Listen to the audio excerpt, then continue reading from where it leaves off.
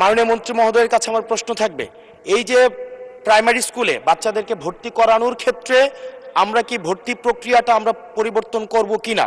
আপনার কি মনে হয় যে আপনি একটা ইনক্লুসিভ শিক্ষা পদ্ধতি নিয়ে আমাদের দেশটাকে আগায় নিতে পারবেন?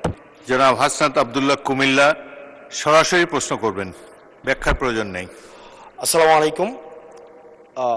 যেহেতু শিক্ষা নিয়ে কথা হচ্ছে, আমাদের বর্তমানে মাননীয় স্পিকার, আমরা যদি বর্তমান শিক্ষা ব্যবস্থা দেখি, আমাদের এন্ট্রান্স ইনস্টিটিউশনগুলোতে বিশেষ করে প্রাথমিক শিক্ষায় আমরা দেখছি যে ভর্তি প্রক্রিয়াতে আমাদের এখন দুইটা পদ্ধতি প্রচলিত ছিল। এডমিশন বাই মেরিট আগে প্রচলিত ছিল, এখন সেটা কনভার্ট হয়েছে এডমিশন বাই লটারির মাধ্যমে হচ্ছে এখানে বাচ্চাদেরকে ভর্তি করা হয়।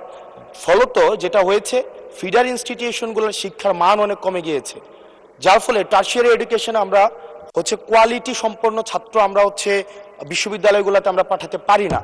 এখন মাননীয় মন্ত্রী মহোদয়ের কাছে আমার প্রশ্ন থাকবে, এই যে প্রাইমারি স্কুলে বাচ্চাদেরকে ভর্তি করানোর ক্ষেত্রে আমরা কি ভর্তি প্রক্রিয়াটা আমরা পরিবর্তন করব কিনা, নাকি এই যে এডমিশন বাই লটারির মাধ্যমে আমরা নিব এবং মেরিটকে আমরা হচ্ছে সবসময় হচ্ছে দমায় রাখবো, নাম্বার ওয়ান।